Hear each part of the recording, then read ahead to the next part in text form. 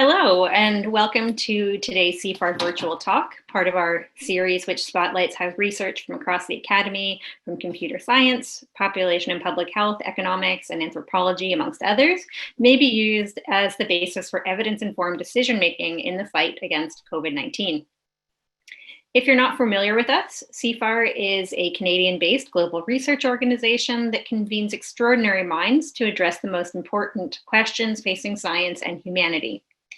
My name is Rachel Parker. I'm Senior Director of Research at CFAR. It's my distinct pleasure to introduce you to Professor Brian Dias. Brian joined the faculty of the Keck School of Medicine at the University of Southern California this fall, having made a cross-country move from Emory University in Atlanta with his family in the midst of the COVID pandemic.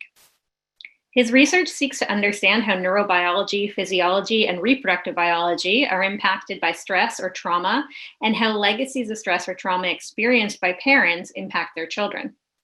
Brian was a CFAR Azrieli Global Scholar and is now a member of CFAR's program on child and brain development.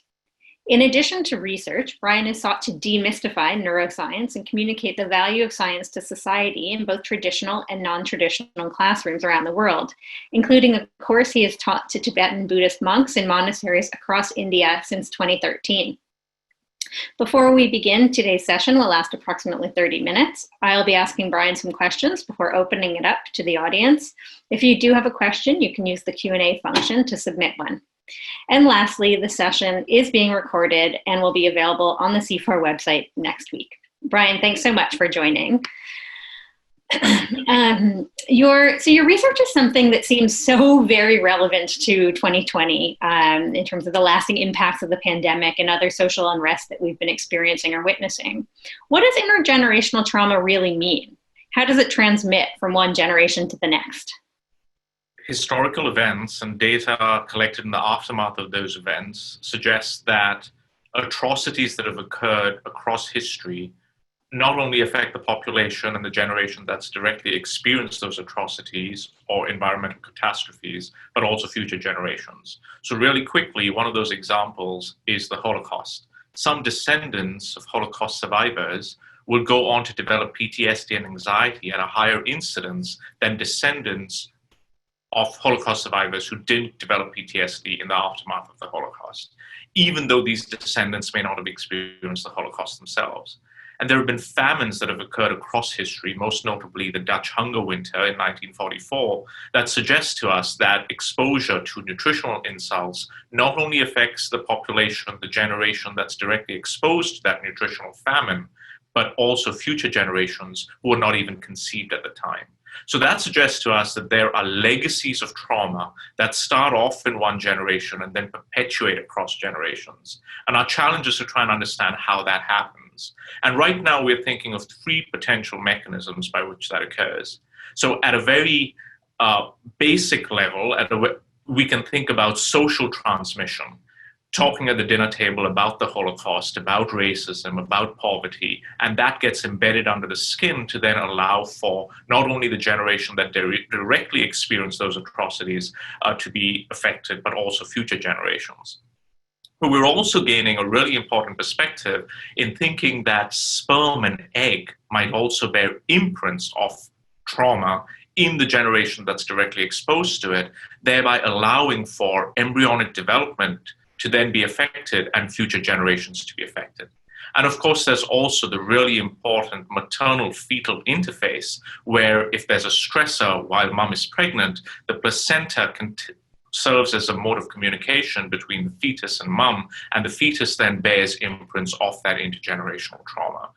And so that's how we're thinking about intergenerational trauma right now and some of the mechanisms that underlie it. So in thinking about trauma then, maybe not to ask the obvious question, but what does science tell us about COVID and how it's turned our world upside down this year? Yeah, so in the stress field, there is a wealth of literature talking about two concepts called controllability and predictability. And so the idea being that a stress is predictable or unpredictable, is controllable or not controllable.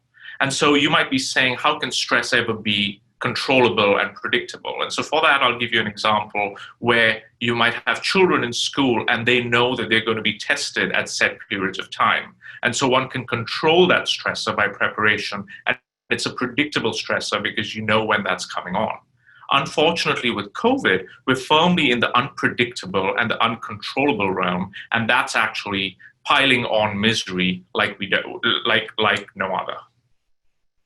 So given that perspective then, could the COVID-19 pandemic or other experiences that we're witnessing this year, kind of from the perspective of an entire generation of children, thinking about economic strain on the family, for example, serve as a risk factor for the type of intergenerational trauma and stress that you study? I think before we answer that question, we should take a moment to think about how are children and adults affected by COVID from a phenomenological level. And so just some of these ideas are with respect to infants and toddlers. There's so much unpredictability with daycare shutting down, with teachers being let go. And we know that children need that consistency, that predictability to be able to develop. Then there's all this mask wearing, which is really important for us to be able to be social beings and gain social cues from our caregivers. And so there's that unpredictability that comes at infants and toddlers. There's also then, when you talk about elementary and middle school children, how social interactions are a key component of developing impulse control, of developing stable social relationships. Having those masks is not helping that. I know it's been said that eyes are the windows to one's soul, but as everyone can attest to right now, having these masks and not realizing all these facial expressions carry so much emotion, it's difficult then for children to learn what appropriate versus inappropriate information is. There's also challenges which we need to think about with respect to language development. Speaking over masks is going to change intonation, is going to change how language is perceived, and we know that children learn language in some way by imitating what they're hearing. Of course, then you talk about high schoolers and undergraduates and how their lives have been upended with college applications and not knowing what the future holds, and a critical period called at adolescence where you're developing impulse control and you can't try all those things out because you're not in these social situations again. Then we need to talk about parenting and how the toll of being maybe let go, the toll of staying in the same house in cooped up conditions might result in physical and emotional abuse and how that's going to affect children. And then last but not least, to talk about nutrition. And there's been a lot of talk about food insecurity. And there are epochs in time, early infancy and then adolescence, where the brain really needs nutrition to be able to develop in a normative, healthy manner. And children are not getting that. Some children are not getting that right now. And so that creates the storm, which then could perpetuate for several generations to come. Now, we have no idea how COVID is going to affect not only the children who are directly exposed to COVID, but also future generations. But if history suggests anything, it suggests that it will. And we know this because one of the most well-known studies called the Advanced Childhood Exposures, Childhood Experience Studies, has shown that exposure to adverse childhood experiences like emotional abuse, like the separation of parents, like divorce, that will increase the incidence of diseases like cardiovascular disease, diabetes in the children, as well as when they grow on to become adults. And then, of course, there's the data which I talked about intergenerational legacies of trauma. And I'm thinking, for example, about the 1999 storm the ice storm in Canada, the famines that have occurred across history. All of those suggest that what happens to one generation can affect future generations. And so if history is anything to go by, COVID will leave lasting imprints, not only on the generation that's directly exposed, but also future generations. Brian, that paints a fairly gloomy picture for society. Is there a silver lining? As gloomy as that picture is, we have to hold on to silver linings. And thankfully, science says that there are silver linings. The die is not cast. These influences of trauma on the generation that's directly exposed to them, but also future generations, can be halted, they can be reversed, and that's our goal as a society, to be able to do that. So how should we be thinking about how that occurs? One way by which we should be thinking about that is the importance of nurturing environments. And so for that, I'll point you to the Bucharest Early Intervention Project, which was pioneered, amongst others, by Dr. Charles Nelson, who's part of the CFAR Child and Brain Development Program. And what they found, studying children who were orphaned when the Ceausescu regime fell in Romania, and those children, some of them were put in really impoverished conditions in institutionalized care. What the Bucharest Early Intervention Project showed is that if you can take some of those children and put them in nurturing environments with foster care, you can reverse the derailment of neural development, you can reverse the physiological ailments that persist, you can reverse the emotional disorders that occur in those children. And so the die is not cast. I keep coming back to that because you can reverse those imprints of an impoverished childhood. So then we need to be thinking about that mantra, which we keep hearing again and again, which is physical distance is not equal to social distance. And so we need to be giving our children these nurturing environments where they can develop as normatively as possible. And when we talk about social interaction, technology should not be excluded from that conversation. As one of the co-directors of the CFAR Child and Brain Development Program talks about, Dr. Candice Odgers, that technology is not all bad, as the bad rap that it gets. It can be used for positivity, and in this case, it is to be used to maybe form those social groups that children don't have when they're not in school.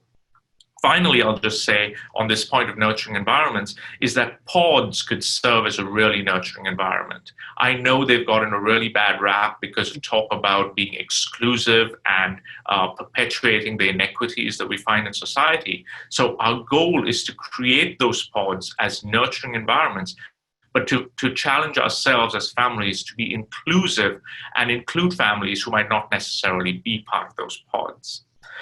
So that was nurturing environments, being able to reverse or halt these generational legacies of trauma. Then there's the importance of parental behavior and caregiving. And for this, I'll point you to the work of Michael Meany and Kieran O'Donnell, who are again members of the CFAR Child and Brain Development Program, where maternal care and parental care in general is a big component by which children learn safe versus unsafe environments and learn how to buffer their emotions. And so at a time when there's a lot of stress placed on parents because of the limited resources of their time and having to balance homeschooling versus other responsibilities, it's challenging for the parents, but the parents need to be able to reach out to support groups as well to be able to aid them in being the best parents that they can be at a really challenging time. And so the last thing I'll say in answer to that question is, how do we become better parents and teach our children to weather the storm that is COVID and really anything that's thrown at them? And for this, I'll take a page out of things that I've learned from the CFAR CBD program, but a lot from the Tibetan Buddhist monks and nuns that I've taught over the years, in that empathy, kindness, and compassion need to be fostered in our communities, and that will allow us to buffer generational legacies of trauma in the generation that's directly exposed, but also future. Now you might be saying, but empathy, kindness, and compassion are extremely esoteric terms, and how do we actually inculcate them? And there's a healthy literature on social emotional learning, a lot of it based in Canada, which has been rolled out into curricula in schools. And so these traits can be taught, and in teaching those traits, both to the children, the teachers, as well as the parents, we can really create cohesive societies that will allow us to weather COVID, but also future storms that might come our way. So Brian, there's an audience question that's come in that's a perfect follow-up to this point. They're asking, kind of, given we're in the midst of the COVID-19 pandemic and it doesn't seem to be going away anytime soon, one could imagine that it is causing trauma and traumatic experiences. So what are some practical kind of evidence-informed steps that we can take to protect children from lasting damage?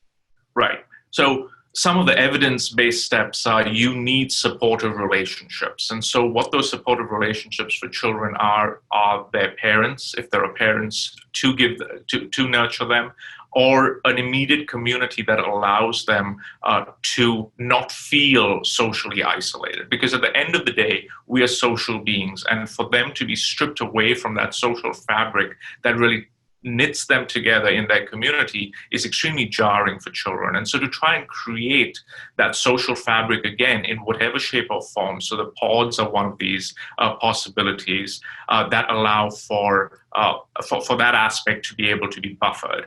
Then there's the physical benefits of exercise, for example.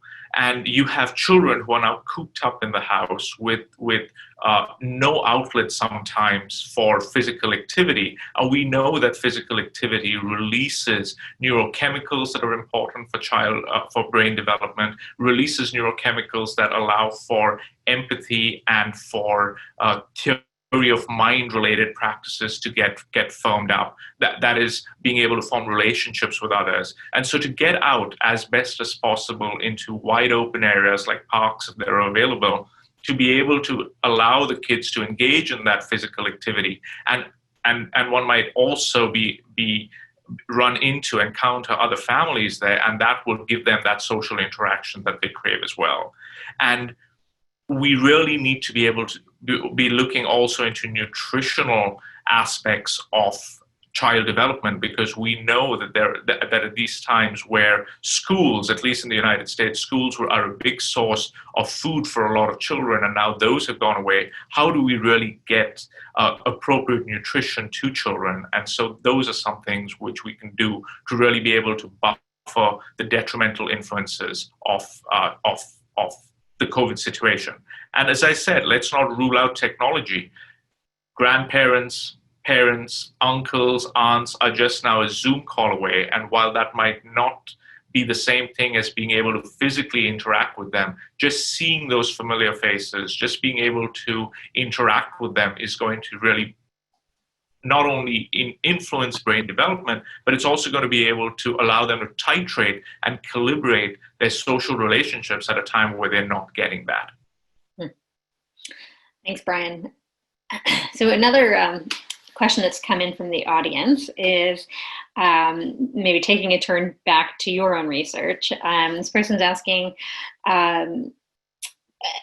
about kind of norms in the field. So research in this field tends to be done in animal models, whether mice or primates, flies, fruit flies, honeybees, etc.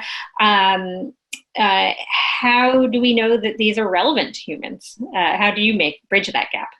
Right. And so thank you for that question. In fact, a lot of my research has been firmly rooted in the basic science of understanding how intergenerational legacies of stress get inherited or are socially transmitted across generations. And so those studies are extremely important because they allow us to control for variables that can't be controlled in the human condition. And so we now know that using mice, using non-human primates, using flies, using worms, that there are general principles that might suggest that what happens in one generation influences that generation, but also can inform how the future generations are going to process their own environments. And so we know that at this point. What we don't know in the human condition is how much of that is inherited by the sperm and egg, how much of that is actually the maternal fetal interface when that is actually in play, and how much of that is social transmission. Those are incredibly difficult to rule out. Studying all of this, I am mechanistically driven to understand how this occurs, but from a phenomenological level, if we were to understand this from a human perspective, the fact that it occurs is unquestioned. How it occurs is what we're thinking about. And so if the idea, I keep the motivation to in front of me to reverse or to halt these legacies of trauma, And at this point, that is the central question that we want to answer. And the answer to that, I think, will be independent of whether it was social transmission, whether it was inherited via the sperm and egg, or whether it was to the maternal fetal interface. And so I keep that as our motivation and our ambition. And I see no conflict in wanting to understand mechanism, but also wanting to intervene. And that's one of the reasons why I just moved to the USC Keck School of Medicine and Children's Hospital Los Angeles, because I would like to bridge my work in the animal systems that I study with human relevant experiences to be able to not only understand mechanism, but also intervention. Because as much as mechanistically driven as I am, I also understand that intervention is equally important. And those are things that we're trying to really understand at this point. I love this next question that's come in. Knowing what you do about this important area of research and all that is 2020, how has your own approach to parenting changed or been affected? Have you noticed any differences? So the first thing, I have noticed differences, and but again, I'll go back to my time with the Tibetan Buddhist monks and nuns. And so I don't identify as religious, but I have come to, I never want to divorce the scientist from the science. And so this is something where I've kind of imbibed the mindfulness aspect, being present in the moment aspect of my experience with the Tibetan Buddhist monks and nuns. And what I mean by that is I try and give myself grace every single day to not have all the answers. Some days are going to be better than others, but I'm also looking to appreciate, again, the silver linings, because it allows me to spend time with my son and daughter every single day that I normally would not have when we were just going from soccer practice to karate to music and going on that roller coaster. And so it's afforded me the opportunity to take a step back and really connect with what I think I had lost, which is important, which is the familial ties that we all have.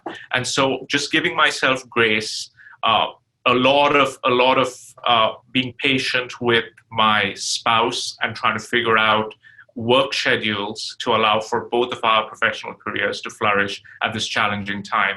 And also to be able to talk to our children about the fact that these are challenging times. We all have to work together and use this as an opportunity, even though they don't have that social fabric that I'm talking about, to be able to inculcate in them some element of impulse control, some element of realizing that we're all in this together, and that the only way we're going to come out of this is if all of us work as a single unit. Some days are better than others, I will admit, but at the same time, it's about giving myself grace that I've come to appreciate that that's really important.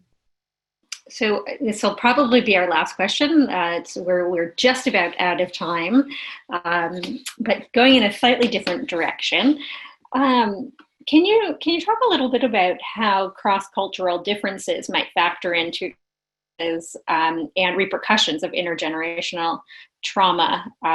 This person is essentially asking, they imagine that different cultures either adapt to or experience or allow the experience of trauma to impact an individual in different ways. And so is there a body of work that's kind of taking into account cross-cultural differences?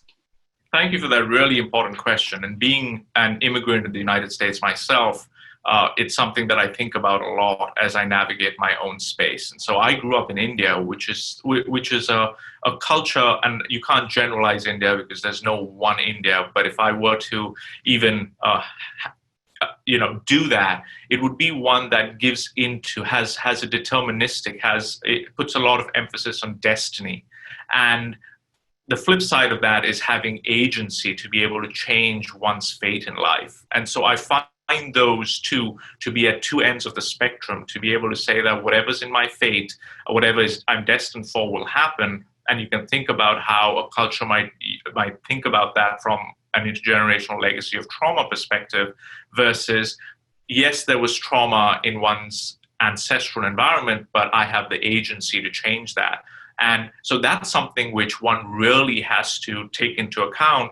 And the only way one takes that into account is by sitting down at tables with people who have those differing viewpoints and trying to come to some consensus, and there might not always be consensus, but at least realizing that these two opposite ends of the spectrum allows one to be able to be empathetic to the other side, other point of view. But the science is firmly on the side of having agency, and that agency does not only have to come from oneself, it could come from the community, it could come from the social workers that are pioneers in the work that is done to reverse intergenerational legacies of trauma, but there is an agency in our communities, in our individuals, to be able to change and halt legacies of stress from perpetuating across generations.